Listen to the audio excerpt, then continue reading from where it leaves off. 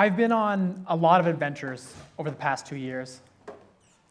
After a very interesting university experience, I taught myself to shoot and edit video. And with these new skills, and with a lot of hard work, I was able to launch my own video production company.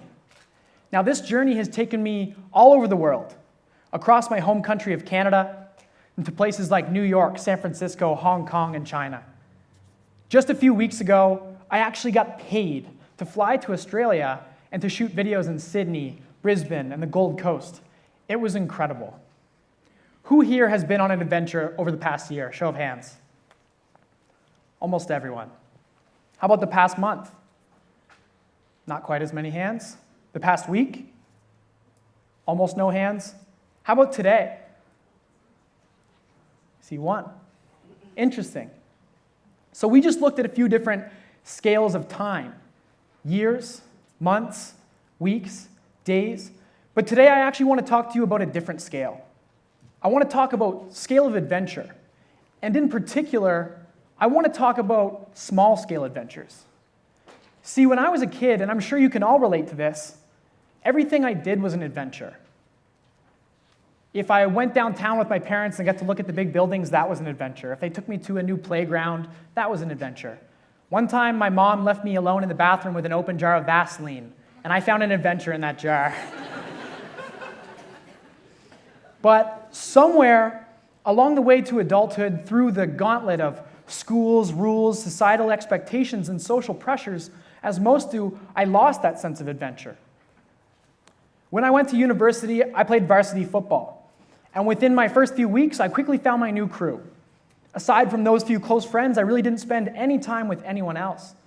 I hung out with the same 4 or 5 guys, and our days consisted of the same things: class, though I rarely went, practice, the gym, and at night, we either went to one of 2 bars or we smoked weed and played video games. Same people, same routine, day in, day out. At the time, it didn't seem so bad. It seemed fun. Until about the end of my second year, when I'd become frustrated enough with a few different things that I knew I needed a change. So I decided to transfer and come back to school here in Halifax, where I walked onto the varsity football team and battled for playtime as a special teams ringer. It was all much less clear to me at the time, but as I continued to struggle with football and could no longer bear the thought of going to another class, I was starting to feel a pull toward anything but football or class. And I'd love to tell you today that that pull immediately led me down some beautiful new path, but that would be a bold-faced lie. Because instead of replacing football and class with new adventures or endeavors, I just started to add more onto the pile. Student debt was really starting to creep up on me and scare the hell out of me. And I'd seen a few episodes of Suits with Harvey Specter, so I thought, hey, I'll be a lawyer. People will respect that. People will think that's cool. And I actually ended up weaseling my way into an awesome job at one of the top law firms in town. And when they asked me how many hours a week I could work, I said 40. I was barely going to class as it was, might as well stop going altogether. And then a friend let me know that a restaurant in town was hiring for a new busboy, and I thought, great, never worked at a restaurant before, and some extra money would be sweet. So after convincing my boss at the law firm to let me off at 4:30 instead of 5, I would run down to the restaurant, change in the bathroom, and work from 5 until midnight. But now, since I was working for the entire day, I had a new problem. I had no time to spend with my friends. Lucky for me, when I got off at midnight, they were all just down the street at the bars. So after working for 16 hours, I would head down there, meet my friends, drink my face off, chase after girls who wanted nothing to do with me, get home at 3 or 4 in the morning, and maybe get 3 hours of sleep before starting the next day. Free coffee at both of those jobs was a perk that I took full advantage of. Keep in mind that at this point, I'm still a full-time student, so I would hire tutors the night before my exams, and I would make myself very clear right away when we met up. Listen, I'm not here to learn the material. I'm here to strategize how to get a 75, call you again in 2 months. All things considered, this was working. It was stressful, but I was having a lot of fun with that. But let's get real for a second. This obviously is not sustainable. You can't work 80-hour weeks, binge drink 4 or 5 times a week, squeak by as a full-time student, and expect that things are going to end well. The human body isn't built to sustain this kind of abuse. So after a few months of this, I was falling apart. My mornings became a special blend of confusion, regret, and physical pain. I knew that I had to dial back the party. Now, as a 22-year-old male university student who had developed a rep with his friends as a party animal and whose friends had no plans of stopping anytime soon, I'm sure you can imagine their reaction the first time that I told them I was going to stay home and take it easy on the weekend. They were all super supportive and understanding. If anyone in here thought that that was for real, I am genuinely envious of your naivete. They totally pressured me. And I'm not here to attack any of those people because no one was intentionally hurting me. No one was out to get me. And ultimately, we make our own decisions. But with all the drinking and the partying and the lack of sleep, my ability to resist peer pressure and my willpower were virtually non-existent. So the drinking continued. And at this point, my disappointment in myself was crushing me. I hated myself.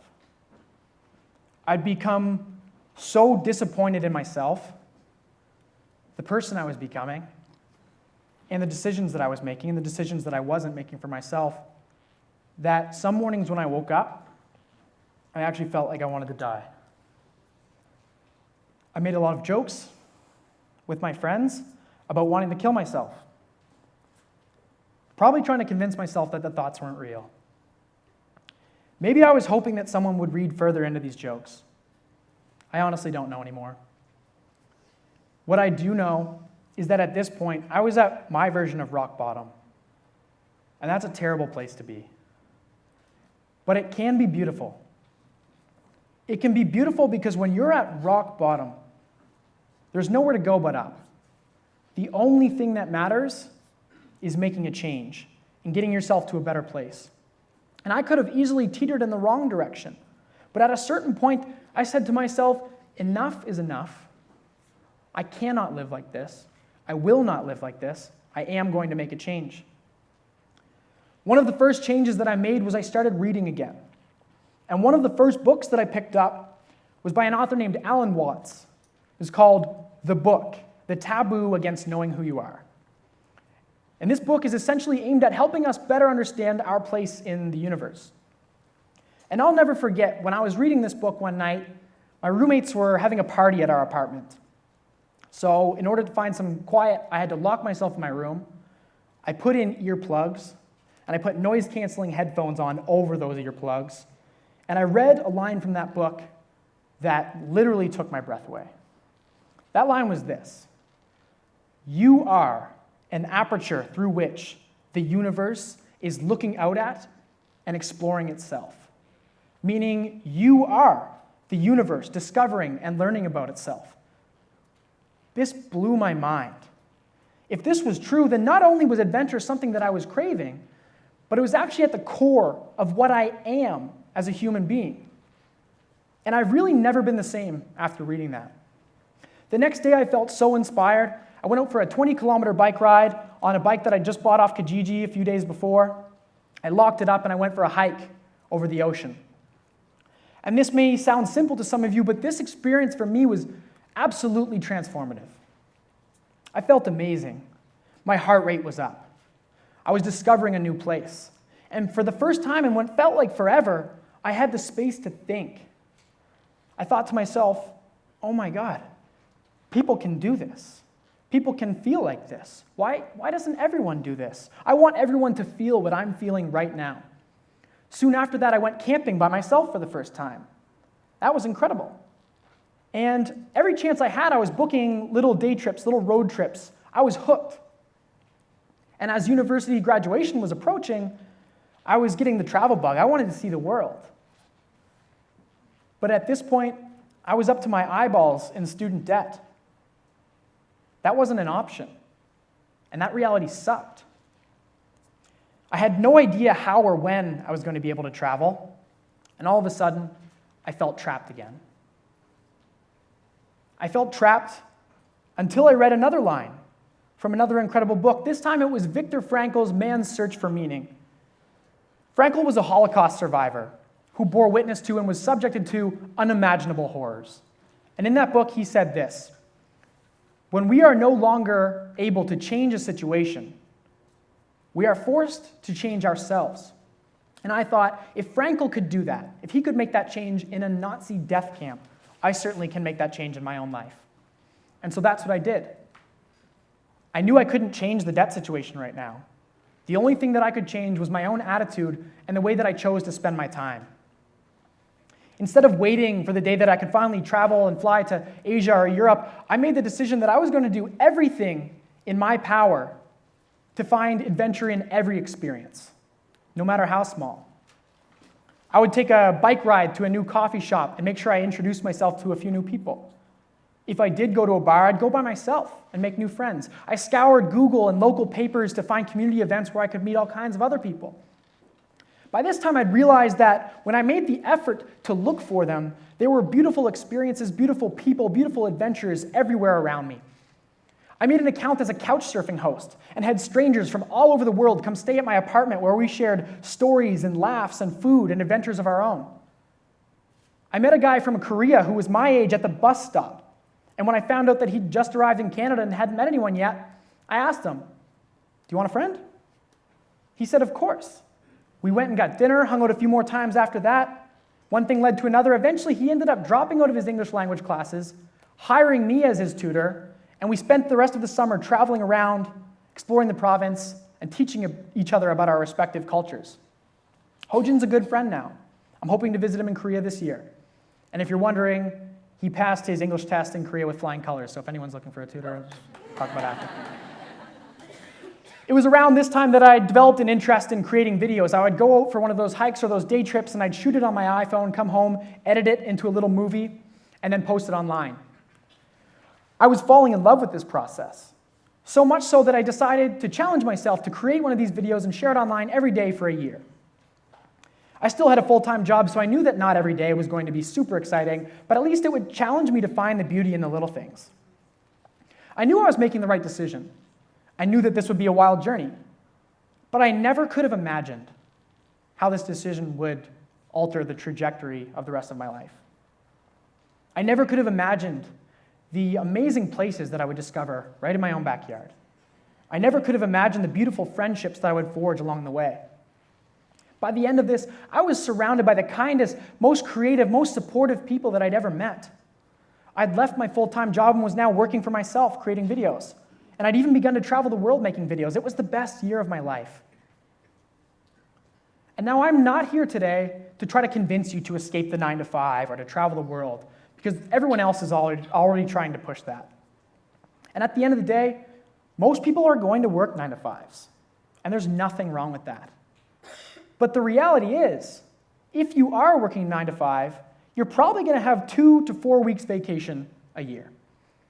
And even if you spend 2 of those weeks traveling, we have to ask ourselves, what are we doing with the other 50? What are we doing with the other 96% of our year? We book trips to Thailand so we can skydive and scuba dive and dance with fire, and that's great, but all just to come back and assume the same routine and take no risks. Why is this? I've had the chance to travel much earlier than I ever expected, and still some of the richest, most rewarding, most fulfilling experiences I've had have happened within an hour of my front door. They happened because I sought them out. They happened because I made the decision to work, to cultivate an attitude of adventure that attracted these experiences. Alan Watts, that same author who, back in my apartment during that party with the earplugs in, convinced me that I am the universe, and not just something that exists within it, had another quote that I really love. And he said this: "The natural state of man is ecstatic wonder. We should settle for no less." And so if you're wondering why I chose to tell you that long-winded story today about my journey to finding adventure, it's because I want you to know that I know both sides of the coin. I know how many people are settling for less because I was right there. I know what it's like to feel stuck. I know what it's like to feel helpless. I know what it's like to have no idea where to start. That was me 2 years ago. I was standing right back there, sitting right back there, at this same event, clueless, just figuring it out. And so I stand here before you today, still figuring it out. That being said, I'm much happier. And I find myself in that state of ecstatic wonder much more frequently, all because I made the decision to find adventure in everyday life, to search for beauty in the seemingly mundane. And so I'll leave you with this. In everything we do, everything, whether it's your university experience, your commute to work, or your interactions with complete strangers, we are always faced with a decision to choose between apathy and adventure. I hope that you'll choose adventure. You should settle for no less. Thank you.